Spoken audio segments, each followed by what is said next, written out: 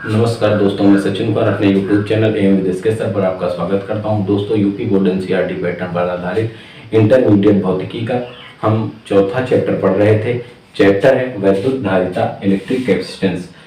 दोस्तों, जैसा कि हम जानते हैं कि द्रव को संचित करने के लिए हम किसका प्रयोग करते हैं? पात्र का। जैसे ये हमारा कोई बर्तन होता है, ये बर्तन ले लिया, तो बर्तन में हम किसको संचित करते हैं? द्रव भरते हैं। ठीक इसी प्रकार कोई चालक होता है, परिपथ होता है, इस परिपथ में हम किसका संचय करते हैं? आवेश का। ठीक, चालक में किसका है? चालक या परिपथ में किसका संचय किया जाता है? इसमें हम आवेश का संचय करते हैं। जैसे कि आप जानते हो कि जो छोटा पात्र होता है, उस छोटे पात्र में हम कम द्रव को तथा बड़े पात्र में हम अधिक द्रव का संचय कर सकते हैं। उसी प्रकार छोटे परिपथ में हम कम आवेश का तथा बड़े परिपथ में अधिक आवेश का क्या कर सकते हैं? संचय कर सकते हैं। जैसा कि आप जानते हो, अगर आपका ये पात्र है, इस पात्र में अगर हम द्रव को निरंतर डालेंगे तो एक निश्चित सीमा से अधिक द्रव हो जाने पर यह द्रव इस पात्र से क्या होने लगता है? बाहर होने लगता है। उसी प्रकार जैसे कोई चालक होता है, अगर उस चालक में हम निरंतर आवेश डालते रहते हैं तो एक निश्चित सीमा से अधिक आवेश हो जाने पर आवेश का इसके चारों ओर वायु में वैद्युत विसर्जन होने लगता है। ठीक इस प्रकार हम जो है किसी इलेक्ट्रॉनिक उपकरण में या किसी वैद्युत परिपथ में आवेश को संचित करने के लिए एक युक्ति का प्रयोग करते हैं, और उस युक्ति को हम क्या कहते हैं? संधारित्र कहते हैं। उस युक्ति को क्या कहते हैं? संधारित्र कहते हैं। तो दोस्तों, इस चैप्टर में हम संधारित्र तथा उसमें आवेश के संचय के बारे में पढ़ेंगे। ठीक है, तो संधारित्र तथा उसके आवेश के संचय के बारे में पढ़ेंगे। अब इसी कड़ी में हम आगे बढ़ते हैं और सबसे पहले शुरुआत करते हैं परिपथ की, चालक की। ठीक, तो यहाँ पर जैसे बात हुई कि जो पदार्थ होते हैं, पदार्थों को दो वर्गों में बांटा गया है, मुख्यतः दो वर्गों में बांटा गया है। एक को हम कहते हैं चालक और एक को कहते हैं अचालक। ठीक, एक को कहते हैं चालक और एक को कहते हैं अचालक। मुख्यतः ये दो होते हैं, एक तीसरा अर्धचालक भी होता है, उसकी हम बात नहीं करेंगे यहाँ पर। अचालक तथा इसे हम या परावैद्युत भी कहते हैं, डाई इलेक्ट्रिक, परावैद्युत, कंडक्टर, इंसुलेटर्स। ठीक, चालक कंडक्टर्स क्या होते हैं? वे पदार्थ जिनमें आवेश का प्रवाह आसानी से होता है। वे पदार्थ जिनमें आवेश का जो प्रवाह होता है वो आसानी से होता है, वे पदार्थ हमारे क्या कहलाते हैं? चालक कहलाते हैं। ठीक, अर्थात ऐसे कह सकते हो, वे सभी पदार्थ जिनमें आवेशों का संचय हो जाता है वो सभी हमारे पदार्थ क्या कहलाते हैं? चालक कहलाते हैं। ठीक, जैसे आप जानते हो चांदी, तांबा, एल्यूमिनियम, ठीक, ये सभी किसकी श्रेणी में आते हैं? ये सभी चालक की श्रेणी में आते हैं। और देखिए, जो चालक होता है, चालक में आवेश का जो प्रवाह होता है, चालक में आवेश का प्रवाह मुक्त इलेक्ट्रॉनों के द्वारा होता है। चालक में आवेश का प्रवाह किसके द्वारा होता है? चालक में आवेश का जो प्रवाह होता है वो मुक्त इलेक्ट्रॉनों के द्वारा होता है। ठीक है, किसके द्वारा होता है? मुक्त इलेक्ट्रॉनों के द्वारा होता है। तो चालक में आवेश का प्रवाह मुक्त इलेक्ट्रॉनों के द्वारा होता है, और किसी भी चालक में मुक्त इलेक्ट्रॉनों की संख्या अनंत होती है। ठीक, अचालक या परावैद्युत पदार्थ क्या होते हैं? वे पदार्थ जिनमें विद्युत धारा का प्रवाह नहीं होता है, जिनमें आवेश का प्रवाह नहीं होता है, वो सभी पदार्थ हमारे अचालक पदार्थ कहलाते हैं। और इन अचालक पदार्थों को हम कौन से पदार्थ कहते हैं? परावैद्युत पदार्थ भी कहते हैं। ठीक, तो वे पदार्थ जिनमें वैद्युत धारा का प्रवाह या आवेश का प्रवाह नहीं होता है वो सभी पदार्थ हमारे कौन से पदार्थ कहलाते हैं? अचालक या परावैद्युत पदार्थ कहलाते हैं। ठीक, अब यहीं पर हम अगर आगे बात करते हैं तो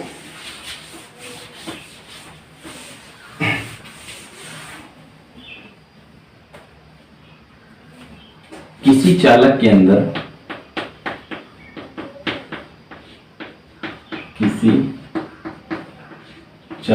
अंदर मुक्त तथा बद्ध आवेश के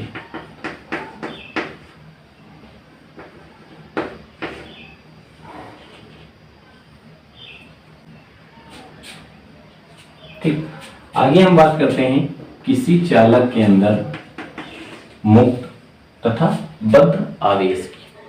ठीक, जैसा कि आप जानते हो भाई, कोई भी पदार्थ होता है वो परमाणुओं से मिलकर बना होता है। ठीक, और जो प्रत्येक परमाणु होता है उस प्रत्येक परमाणु में एक धनावेशित भाग होता है।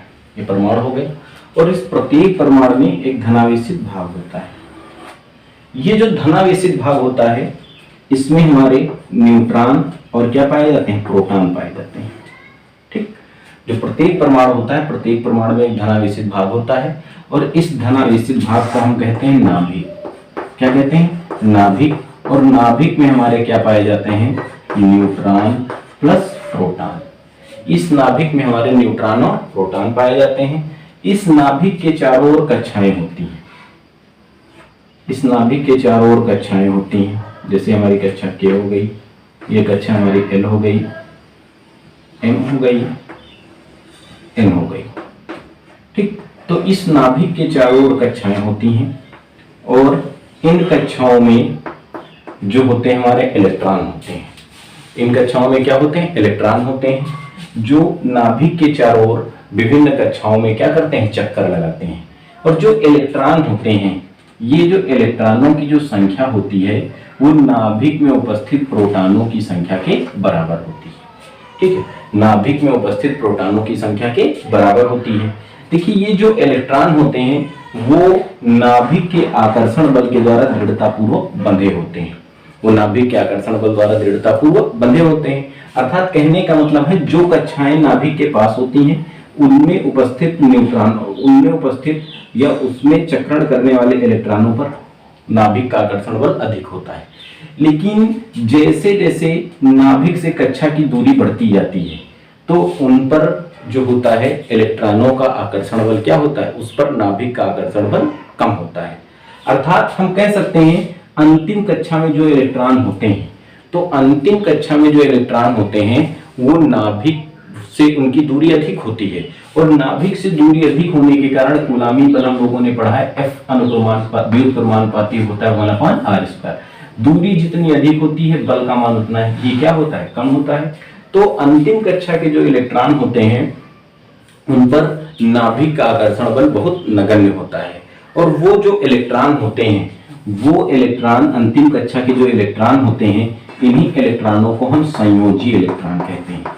इन्हीं इलेक्ट्रॉनों को कौन से इलेक्ट्रॉन कहते हैं, संयोजी इलेक्ट्रॉन कहते हैं। अंतिम कक्षा के जो इलेक्ट्रॉन होते हैं जिन पर नाभिक का आकर्षण बल नगण्य होता है, उन इलेक्ट्रॉनों को हम संयोजी इलेक्ट्रॉन कहते हैं। और ये जो इलेक्ट्रॉन होते हैं ये कमरे के ताप पर ही, अर्थात सामान्य ताप पर ही क्या करते हैं, अपनी कक्षा छोड़ देते हैं। अपनी कक्षा छोड़कर चालक में गति करने के लिए क्या हो जाते हैं, स्वतंत्र हो जाते हैं।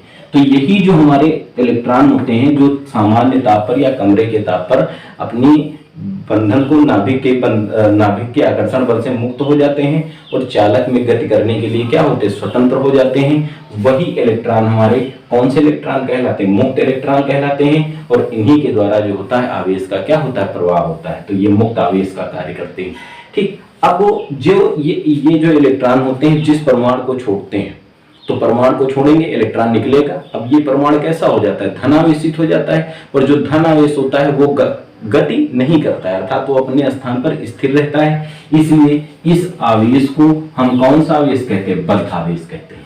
ठीक है, इस आवेश को कौन सा आवेश कहते हैं, बद्ध आवेश अर्थात धन आवेश कहते हैं। जब इलेक्ट्रॉन अपनी कक्षा छोड़ देता है तो परमाणु धनावेशित हो जाता है।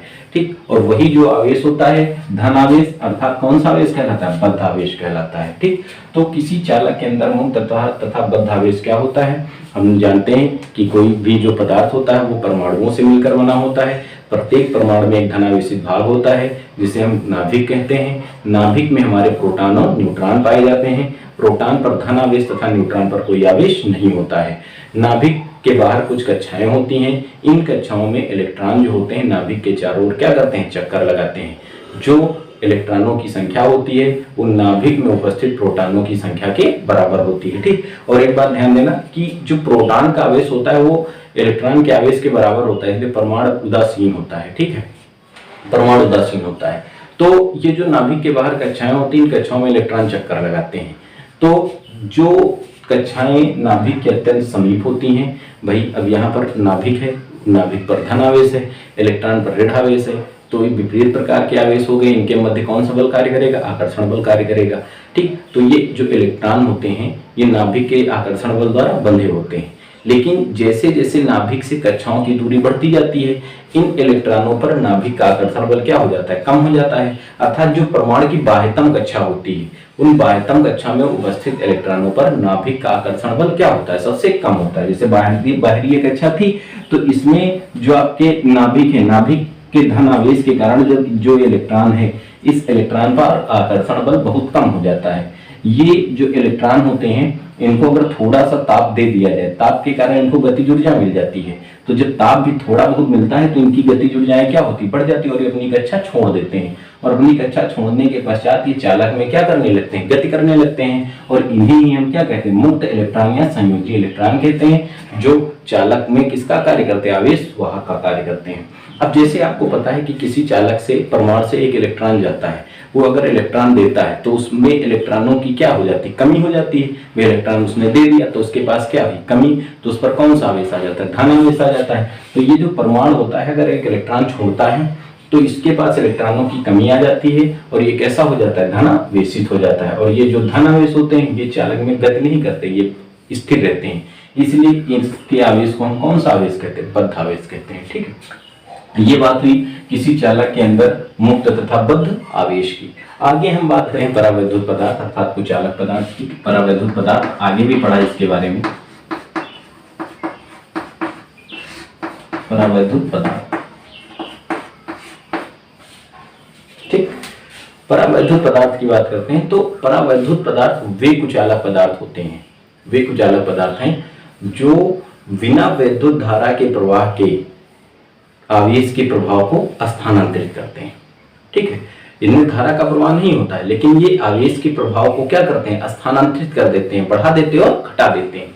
तो परावैद्युत पदार्थ वे कुचालक पदार्थ होते हैं जो बिना विद्युत धारा के प्रभाव के प्रवाह के आवेश के प्रभाव को स्थानांतरित कर देते हैं। और परावैद्युत पदार्थों को दो वर्गों में बांटा गया। एक आध्रुवी परावैद्युत पदार्थ, आध्रुवी परावैद्युत पदार्थ और ध्रुवीय परावैद्युत पदार्थ।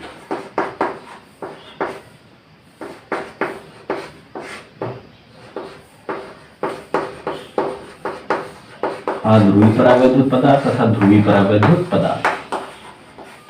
देखिए, आध्रुवी परावैद्युत पदार्थों की बात करते हैं तो आध्रुवी परावैद्युत पदार्थ क्या होते हैं? ये वे पदार्थ होते हैं, ठीक, आध्रुवी परावैद्युत पदार्थ वे पदार्थ होते हैं जिनके अणुओं के धन तथा ऋण आवेश, धन तथा ऋण आवेश के जो केंद्र होते हैं, ऋण आवेश के केंद्र समपाती होते हैं, केंद्र समपाती होते हैं, एक ही होते हैं, समपाती होते हैं। ठीक, आध्रुवी परावैद्युत पदार्थ क्या होते हैं? वे पदार्थ जिनके अणुओं के धन तथा ऋण आवेश के केंद्र क्या होते हैं? समपाती होते हैं, आध्रुवी परावैद्युत पदार्थ कहलाते हैं। ठीक है, जिनके अणुओं के धन तथा ऋण आवेश के केंद्र समपाती होते हैं, आध्रुवी परावैद्युत पदार्थ कहलाते हैं। और इन पदार्थों में अस्थाई द्विध्रुवा गुण नहीं होता है।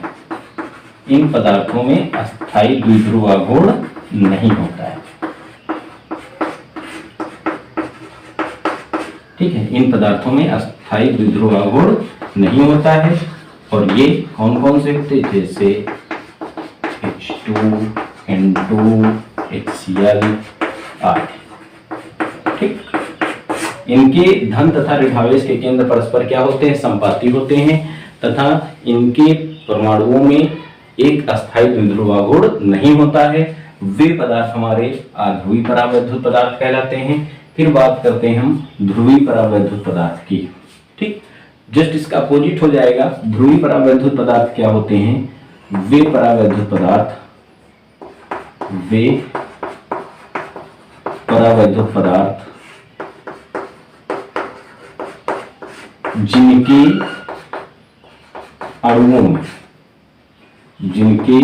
अणुओं के धन तथा ऋण आवेश, अणुओं के धन तथा ऋण आवेश के केंद्र संपाती नहीं होते हैं। वे परावैद्युत पदार्थ जिनके अणुओं के धन तथा ऋण आवेश के केंद्र परस्पर संपाती नहीं होते हैं, वे पदार्थ हमारे ध्रुवीय परावैद्युत पदार्थ कहलाते हैं। और इन पदार्थों में एक अस्थायी द्विध्रुव आघूर्ण होता है। इन पदार्थों में एक अस्थायी द्विध्रुव आघूर्ण होता है। ठीक, जैसे ये आपके हो गए H2NH3 आदि, H2NH3 आदि, सॉरी इसमें HCl इधर आ जाएगा, HCl आदि। ठीक, HCl H2O NH3 आदि, इसमें H2O N2 अध्रुवीय परावैद्युत पदार्थ हो गए। ये ध्रुवीय परावैद्युत पदार्थ। वे परावैद्युत पदार्थ जिनके अणुओं के धन तथा ऋण आवेश के केंद्र संपाती नहीं होते हैं और इन पदार्थों में एक अस्थायी द्विध्रुव आघूर्ण होता है। वे पदार्थ हमारे ध्रुवीय परावैद्युत पदार्थ कहलाते हैं और अध्रुवीय जिनके संपाती होते हैं। ठीक है, और आपको पता है कि परावैद्युत पदार्थ वे कुचालक पदार्थ हैं जो बिना धारा प्रवाह के आवेश के प्रभाव को स्थानांतरित कर देते हैं। अब हम पढ़ते हैं यहाँ पर परावैद्युत पदार्थों के ध्रुवण की। परावैद्युत पदार्थ का ध्रुवण,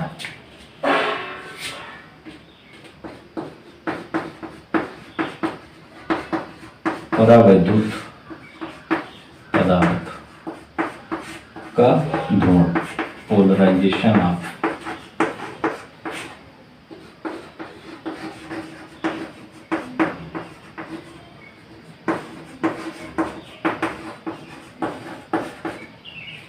डाइलेक्ट्रिक कांस्टेंट।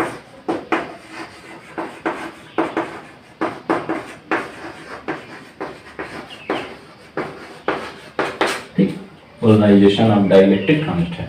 परावैद्युत पदार्थ का ध्रुवण क्या होता है? देखिए, जैसे हमने दो प्लेटें ली ली, एक हमारी धन प्लेट हो गई, एक हमारी ऋण प्लेट हो गई। ठीक, इसको हमने कहा धन प्लेट और इसको हमने कहा ऋण प्लेट। एक धन प्लेट हो गई, एक ऋण प्लेट हो गई। ठीक, धन प्लेट और ऋण प्लेट हो गई। इन तो यहां पर एक वैद्युत क्षेत्र उत्पन्न होगा, ये आपका वैद्युत क्षेत्र उत्पन्न हो गया और वैद्युत क्षेत्र की दिशा प्लस से माइनस की तरफ होती है। अगर यहां पर जो वैद्युत क्षेत्र का जो मान होगा वो इसके आवेश पर निर्भर करेगा। अगर आवेश दुर्बल होगा तो उत्पन्न वैद्युत क्षेत्र कैसा होगा? दुर्बल। अगर आवेश प्रबल होगा तो उत्पन्न वैद्युत क्षेत्र प्रबल होगा। इसके बीच हमने एक परावैद्युत पदार्थ रख दिया। ठीक, ये परावैद्युत पदार्थ हो गया। सेमिनिन की प्लेटों के बीच एक परावैद्युत पदार्थ रख दिया। जब ये परावैद्युत पदार्थ रखा तो ध्यान देना भाई, जो परावैद्युत पदार्थ होते हैं उनके वो भी परमाणु हैं, उसमें भी इलेक्ट्रॉन होता है जो नाभिक के बाहर कक्षाओं में चक्कर लगाता है। नाभिक होता है जिसमें प्रोटॉन और न्यूट्रॉन होते हैं। प्रोटॉन धनावेशित होता है, न्यूट्रॉन पर कोई आवेश नहीं, जिसके कारण नाभिक कैसा होता है? धनावेशित होता है। अब देखिए, जब इसमें हमने परावैद्युत पदार्थ रखा तो ध्यान देना, जो परावैद्युत पदार्थ के परमाणु होंगे उन परमाणुओं के जो इलेक्ट्रॉन होंगे, जैसे यहां पर, ठीक, तो इसका जो इलेक्ट्रॉन है, अब ध्यान देना, यहां पर इलेक्ट्रॉन कैसा है? ऋणावेश। यहां पर ऋणावेश, इलेक्ट्रॉन पर ऋणावेश। कैसा बल? प्रतिकर्षण बल। ठीक, इसका जो नाभिक था, नाभिक पर धनावेश, इस पर कौन सा आवेश? ऋणावेश। यह कहा जाए ऐसे परावैद्युत पदार्थ रखा। इसमें जब परावैद्युत पदार्थ रख दी पूरी प्लेट में, हमने चलो यहाँ पर रख दिया परावैद्युत पदार्थ। ठीक, यहाँ पर एक आपका परमाणु ले लिया हमने, एक यहाँ पर परमाणु ले लिया, एक यहाँ पर परमाणु ले लिया, एक ये हो गया, एक ये हो गया, एक ये हो गया। ठीक, ध्यान देना, इस परमाणु में क्या है? इलेक्ट्रॉन है, प्रोटॉन है, ठीक, न्यूट्रॉन है, लेकिन न्यूट्रॉन पर कोई आवेश नहीं है, छोड़ दे उसको। अब ध्यान देना, जैसे ये बाहर कक्षा है, इसमें कौन गति कर रहा है? इलेक्ट्रॉन गति कर रहा है। इसके अंदर क्या है? प्रोटॉन है, धन आवेश है। तो ये प्लेट जो धन प्लेट के पास आया था परमाणु, इसके नाभिक पर धन प्लेट के कारण कैसा बल लगेगा? प्रतिकर्षण बल लगेगा। और जब ये प्रतिकर्षण बल लगेगा तो ये किस ओर भगेगा, ऋण प्लेट की ओर भगेगा। मान लो ये निकल के यहाँ से यहाँ पर आ गया इसका धनावेश, तो इसके पास क्या बचा, ऋणावेश बचा केवल। ठीक है, ध्यान देना। यहाँ पर जो परमाणु था इस पर भी धनावेश है, इसके बाहर जो कक्षा है उन पर कौन सा आवेश है, ऋणावेश है। तो देखिए इलेक्ट्रॉन और इस धनावेश के मध्य आकर्षण बल कार्य करेगा तो अपने स्थान पर रहेगा, लेकिन यहाँ पर जो धनावेश है नाभिक और यहाँ पर जो धनावेश है इनके मध्य कौन सा बल कार्य करेगा, प्रतिकर्षण। ये यहाँ से किस प्लेट की ओर आएगा, ऋण, क्योंकि ऋण वाली, अब इस पर ऋण है और इस पर धन है तो आकर्षण आ जाएगा, जिसके कारण ये इस तरफ आ जाएगा। यहाँ की बात करते हैं, यहाँ पर भी जो था तो इसका भी जो धनावेश होगा वो प्रतिकर्षण बल, धन प्लेट के कारण प्रतिकर्षण और ऋण प्लेट के कारण आकर्षण के कारण इस ओर आ गया। ठीक, यहाँ पर ध्यान देना। तो यहाँ पर पूरा एक तरफ ऋणावेश हो गया, पूरा धनावेश उधर चला गया। इधर जो परमाणु ऋण प्लेट के पास थे वहां की बात करते हैं। यहाँ पर धनावेश था, इसके बाहर इलेक्ट्रॉन थे। देखिए ध्यान देना, ये धनावेश और ये प्लेट का धनावेश वो ऋणावेश, कौन सा बल, आकर्षण। यहाँ पर कौन सा बल है, ऋणावेश, ये ऋण इस पर कौन सा बल डालेगा, प्रतिकर्षण। ये किस प्लेट की ओर आ जाएगा, ऋण प्लेट की ओर आ गया ये। ठीक, ये किस प्लेट की ओर आ गया, तो ये ऋण प्लेट की ओर आ गया। ठीक, ध्यान देना। इसका जो धनावेश था इस प्लेट के कारण आकर्षण बल का अनुभव करेगा, यही रहेगा, लेकिन जो ऋण आवेश था वो इस तरफ आ जाएगा। ठीक, क्योंकि इधर प्रतिकर्षण लगाएगा। इसका भी धन आवेश तो यही रहेगा, लेकिन ऋण आवेश इधर आ जाएगा। तो यहाँ पर अगर देखा गया तो क्या हुआ, जब हमने परावैद्युत पदार्थ को दो, एक धन तथा ऋण आवेशित प्लेटों के मध्य रखा, तो परावैद्युत पदार्थ के परमाणुओं के जो नाभिक थे, नाभिक पर धन प्लेट के कारण आकर प्रतिकर्षण बल लगता है, जिसके कारण जो परावैद्युत पदार्थ के परमाणु का जो नाभिक होता है वो ऋण प्लेट की ओर विस्थापित हो जाता है।